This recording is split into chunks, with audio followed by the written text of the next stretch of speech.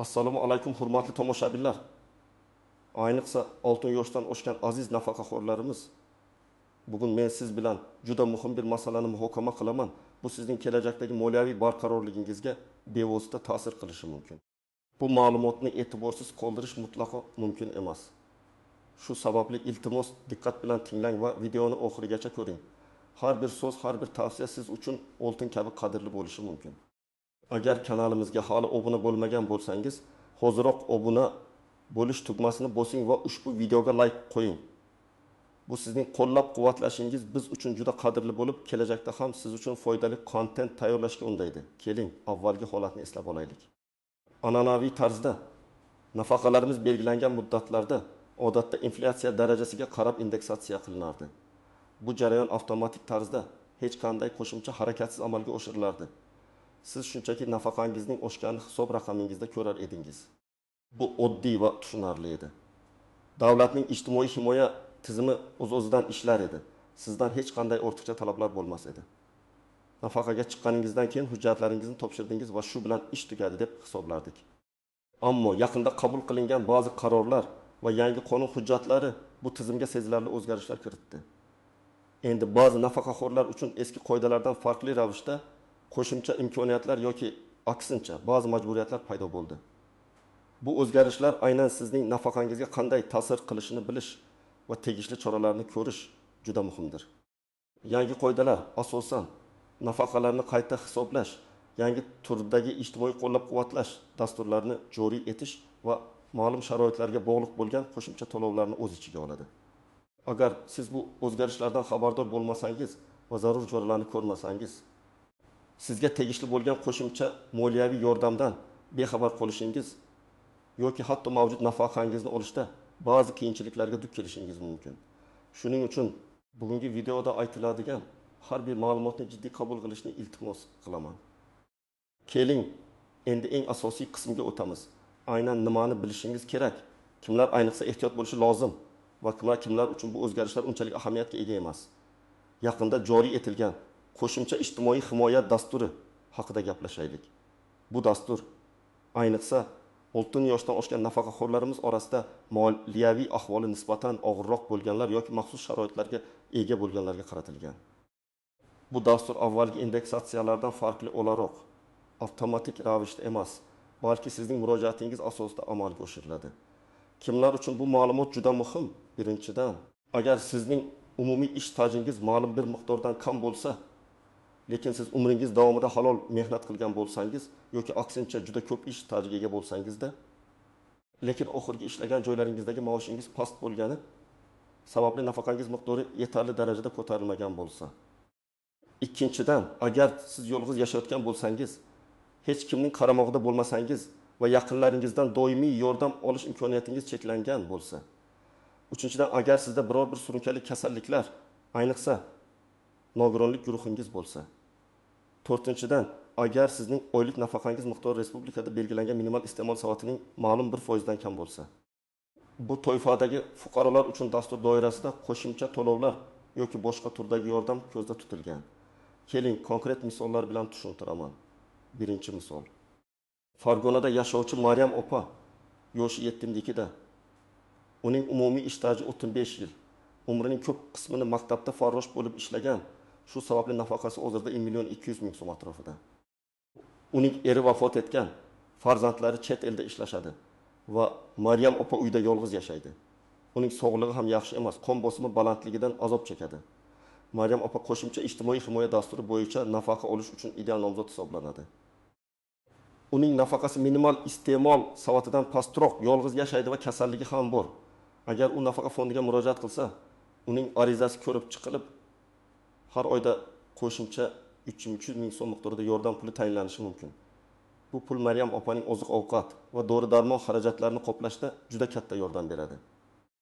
U buni bilmasdan nafaqa hisobiga tushishini kutib yuraversa, o'zining qonuniy huquqi bo'lgan yordamdan mahrum bo'lib qoladi.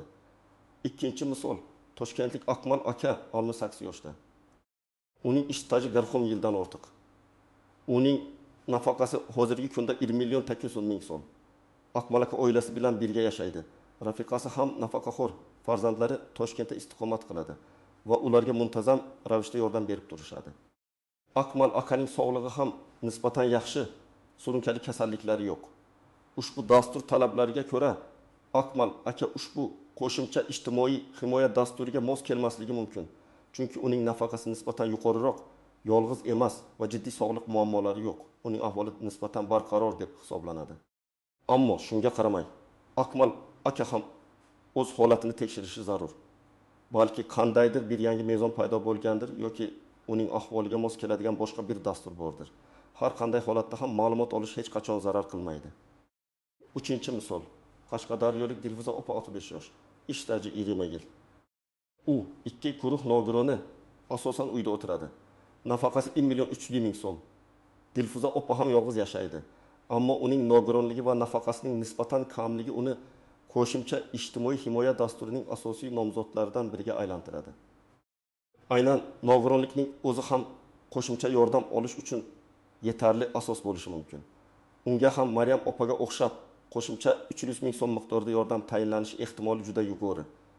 Uning nogironligi sababli dorilar ketadigan xarajatlari katta ekanligini hisobga olsak, bu yordam uning hayot sifatini sezilarli darajada yaxshilashi mumkin. Kimlar ayniqsa xavotirga tushishi kerak? Asosan yuqorida sanab o'tilgan mezonlardan biriga yoki bir nechtasiga mos kelgan nafaqaxo'rlar. Agar siz yolg'iz yashasangiz, nafaqangiz kam bo'lsa, surunkali kasalliklaringiz bo'lsa, siz albatta bu dastur haqida to'liq ma'lumot olishingiz va murojaat qilishingiz kerak.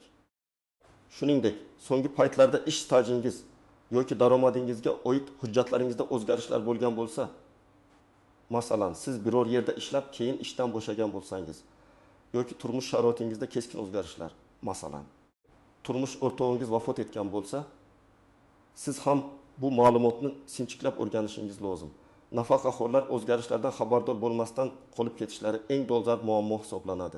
Kimlar unchalik xavotirga tushmasa ham bo'ladi, lekin baribir tekshirib ko'rish kerak.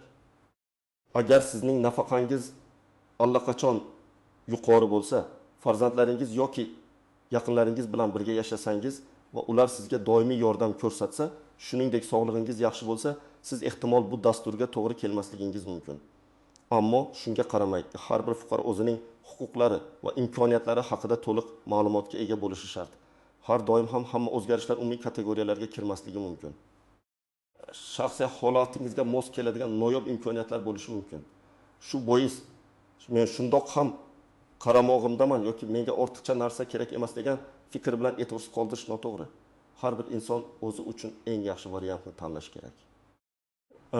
Endi esa ushbu o'zgarishlarning ayrim nozik tomonlari, ehtiyot bo'lish kerak bo'lgan holatlar va noaniq jihatlari haqida gaplashaylik. Ushbu yangi dasturlar va qoidalar ko'plab nafaqaxo'rlar uchun imkoniyat eshiklarini ochsa-da, ularni noto'g'ri talqin qilish yoki ba'zi muhim detallarni e'tibordan chetda qoldirish ba'zi muammolarga olib kelishi mumkin. Birinchi va eng muhim nozik jihat bu murojaat muddatlari. Ba'zi dasturlar yoki qo'shimcha to'lovlar uchun aniq belgilangan murojaat muddatlari bo'lishi mumkin. Masalan, qo'shimcha ijtimoiy himoya dasturi bo'yicha arizalarni qabul qilish yilning ma'lum bir choragida yoki birinchi yarim yilligida amalga oshirilishi mumkin. Agar siz bu muddatni o'tkazib yuborsangiz, sizga tegishli bo'lishi mumkin bo'lgan yordamni faqat keyingi davrda olishingizga to'g'ri keladi. Bu esa sizni moliyaviy jihatdan qiyin ahvolga solishi mumkin. Afsuski, ko'pincha nafaqaxo'rlarimiz yangiliklardan kech xabardor bo'lishadi va shu sababli belgilangan muddatlarni o'tkazib yuborishadi. Ikkinchi nozik jihat hujjatlarni to'g'ri rasmiylashtirish. Siz murojaat qilayotganingizda talab qilinadigan hujjatlar to'liq va to'g'ri bo'lishi kerak. Masalan, sizning ish stajingiz haqidagi ma'lumotlar mehnat daftarida aniq ko'rsatilgan bo'lishi shart. Agar ma'lumotlar nomuvofiq bo'lsa yoki hujjatlar notarius tomonidan tasdiqlanmagan bo'lsa, agar shunday talab etilsa, arizangiz rad etilishi mumkin. Ba'zan oddiygina pasport nusxasi yetarli bo'lmaydi.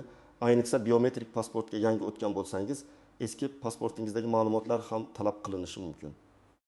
Yoki sizning yashash joyingiz haqidagi ma'lumotlar propiska tegishli tarzda rasmiylashtirilgan bo'lishi kerak. Agar siz yolg'iz yashashingizni isbotlamoqchi bo'lsangiz, mahalladan beriladigan ma'lumotnoma yoki uy-joy boshqarmasidan olingan hujjat talab qilinishi mumkin. Sog'lig'ingiz haqida ma'lumot bermoqchi bo'lsangiz, shifoxonadan olingan rasmiy tibbiy xulosa yoki nogironlik bo'yicha tibbiy mehnat ekspert komissiyasi hujjatlari talab qilinadi. Har bir hujjatning asl nusxasi yoki tasdiqlangan nusxasi talab etilishini aniqlashtirishingiz kerak.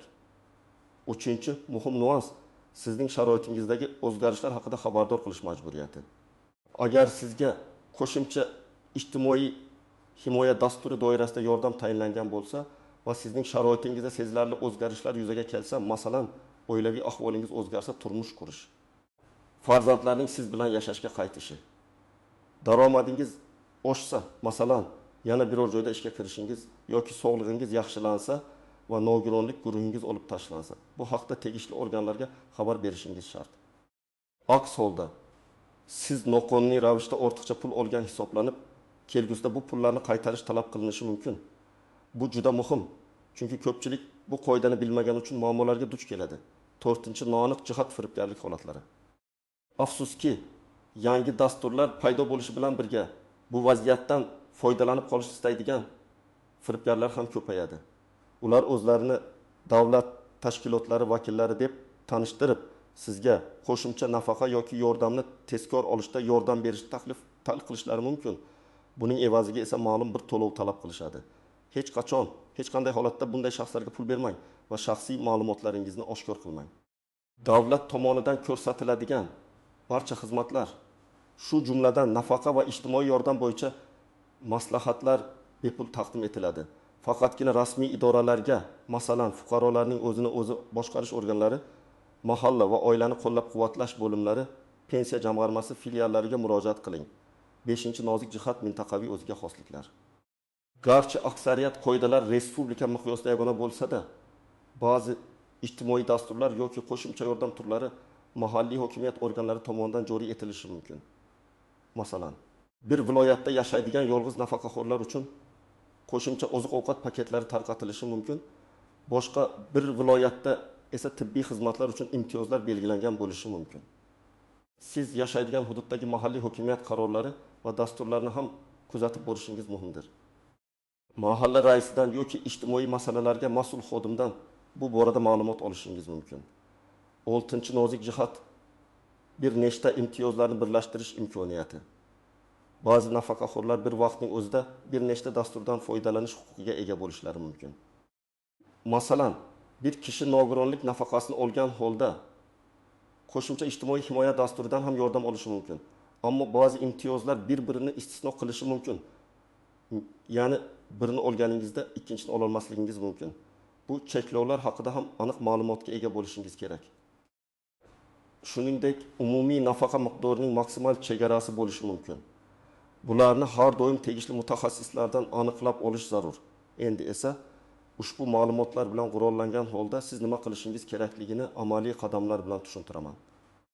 Bu ko'rsatmalar sizga to'g'ri yo'nalishni topishga va kerakli yordamni olishga yordam beradi. Birinchi qadam ma'lumot to'plash. Eng ishonchli ma'lumot manbalariga murojaat qiling. Bular 1. Astarish pensiya jamg'armasi filiallari. Sizga eng yaqin joylashgan pensiya jamg'armasining tuman, shahar bo'limiga shaxsan borishingiz mumkin. U yerda mutaxassislar sizning shaxsiy holatingizni o'rganib chiqib, qaysi dasturlarga mos kelishingizni va qanday hujjatlar talab qilinishini batafsil tushuntirib berishadi. Bu eng samarali usullardan biri. Chunki siz savollaringizga to'g'ridan-to'g'ri javob olishingiz mumkin. 2. Asosiy rasmiy veb-saytlar. O'zbekiston Respublikasi Pensiya jamg'armasining rasmiy veb-sayti Pensiya.uz va boshqa davlat idoralarining portallari, masalan, my.uz doimiy ravishda yangilanib boradi. Bu saytlarda yangi qonun hujjatlari, dasturlar va ularga oid talablar e'lon qilinadi. Agar sizda internetdan foydalanish imkoniyati bo'lsa yoki farzandlaringiz, nabiralaringiz yordam bera olsa, bu juda foydali manba hisoblanadi. Astish, ishonch telefonlari, kal markazlar, pensiya jamg'armasining yoki ijtimoiy himoya agentligining ishonch telefonlariga qo'ng'iroq qilib maslahat olishingiz mumkin. Bu ayniqsa uydan chiqishga qiynaladigan nafaqaxo'rlar uchun qulay usul. Qo'ng'iroq qilishdan avval o'zingizni qiziqtirgan savollarni qog'ozga yozib olishingiz tavsiya etiladi. Ikkinchi qadam, hujjatlar ro'yxatini shakllantirish. Sizga murojaat qilish uchun quyidagi hujjatlar talab qilinishi mumkin. Pasport, asl nusxasi va nusxasi, ba'zan eski pasport ma'lumotlari ham kerak bo'ladi. nafaqa guvohnomasi, asl nusxasi va nusxasi, mehnat daftarchasi, asl nusxasi va uning nusxasi. Ish stajingizni tasdiqlash uchun bu juda muhim hujjat. Agar elektron mehnat daftarchasiga o'tgan bo'lsangiz, uni chop etilgan shakli ham talab qilinishi mumkin. Asl daromadlar haqidagi ma'lumotnoma. Agar siz nafaqadan tashqari boshqa daromadga ega bo'lsangiz, masalan, ijaradan, kichik biznesdan, bu haqda ma'lumotnoma. Asl oilaviy ahvolingiz haqidagi ma'lumotnoma, mahalladan olinadigan ma'lumotnoma, masalan, yolg'iz yashashingizni tasdiqlovchi hujjat. Agar oila a'zolari bilan yashasangiz, ularning daromadlari haqidagi ma'lumotlar ham talab qilinishi mumkin. Asl tibbiy ma'lumotnomalar. Agar sizda surunkali kasalliklar, nogironlik guruh bo'lsa, tegishli tibbiy xulosalar, nogironlik guvohnomasi. Asl bank hisob raqami rekvizitlari, nafaqangizni o'tkazish uchun bank kartangizning raqami, boshqa bank ma'lumotlari. Asl nikoh yoki o'lim haqidagi guvohnomalar. Agar turmush o'rtog'ingiz vafot etgan bo'lsa yoki oilaviy ahvolingizga oid boshqa o'zgarishlar bo'lsa, tegishli guvohnomalar. Har bir hujjatning nusxasini olib, zarur bo'lsa notarius orqali tasdiqlatishni unutmang. Ishonchli shaxs orqali harakat qilmoqchi bo'lsangiz, notarial tartibda tasdiqlangan ishonnoma ham kerak bo'ladi. 3-qadam arizani to'g'ri to'ldirish va topshirish. Murojaat qilish usullari. Siz pensiya jamg'armasi filialiga shaxsan borib murojaat qilishingiz, yashash joyingizdagi mahalla va oilani qo'llab-quvvatlash bo'limi orqali ariza topshirishingiz yoki my.gov uz portali orqali onlayn ariza berishingiz mumkin. Onlayn ariza berish usuli vaqtni tejaydi, ammo buning uchun kompyuter savodxonligi talab qilinadi. Agar siz o'zingiz qila olmasangiz, farzandlaringiz yoki nabiralaringizdan yordam so'rang. Arizani to'ldirish. Arizani to'ldirishda ehtiyot bo'ling. Barcha ma'lumotlarni aniq va to'g'ri kiriting. Hech qanday ma'lumotni yashirishga urinmang, chunki bu keyinchalik jiddiy oqibatlarga olib kelishi mumkin. 4-qadam. Arizaning ko'rib chiqilishini kuzatish. Ariza topshirganingizdan so'ng uning holatini kuzatib boring. Sizga arizangizning ro'yxatga olinganligi haqida xabar berilishi va uning raqamini berish kerak. Shundan so'ng siz pensiya jamg'armasiga qo'ng'iroq qilib yoki my.gov uz portali orqali arizaning qaysi bosqichda ekanligini tekshirishingiz mumkin. Agar uzoq vaqt javob bo'lmasa, mutaxassislar bilan bog'lanib sababini aniqlashtiring. 5-qadam. Rad etilgan taqdirda nima qilish kerak? Agar arizangiz rad etilsa, rad etilish sababini aniq tushunib oling. Ba'zan bu oddiygina hujjatlardagi kamchiliklar yoki noto'g'ri to'ldirish bilan bog'liq bo'lishi mumkin. Kamchiliklarni bartaraf etib arizani qayta topshirishingiz mumkin. Agar siz rad etilishni asossiz deb hisoblasangiz, yuqori turuvchi tashkilotlarga, masalan, ijtimoiy himoya agentligiga yoki sudga murojaat qilish huquqiga egasiz. Bunday holatlarda yuridik maslahat olish foydali bo'ladi. Xulosa qilib aytganda, aziz nafaqaxo'rlar, sizning bugungi harakatingiz ertangi kuningizni belgilaydi. Yangi qonunlar va dasturlar siz uchun qo'shimcha imkoniyatlar eshiklarini ochmoqda, ammo ulardan foydalanish uchun sizdan ozgina harakat va e'tibor talab etiladi.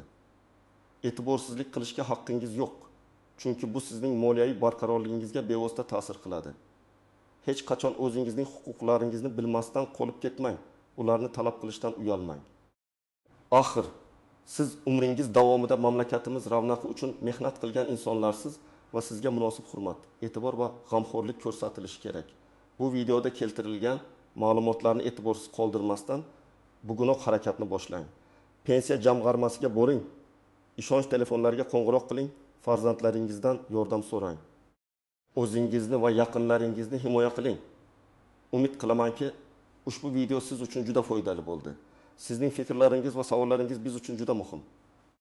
Iltimos, ushbu video ostida o'z savollaringizni, fikrlaringizni va boshqa nafaqaxo'rlar uchun foydali bo'lishi mumkin bo'lgan tajribalaringizni izohlarda yozib qoldiring. Bu boshqalarga ham yordam berishi mumkin. Videoga like qo'yishni unutmang va agar hali obuna bo'lmagan bo'lsangiz, hoziroq kanalimizga obuna bo'ling. Keyingi foydali videolarimizda ko'rishguncha sog' bo'ling, salomat bo'ling.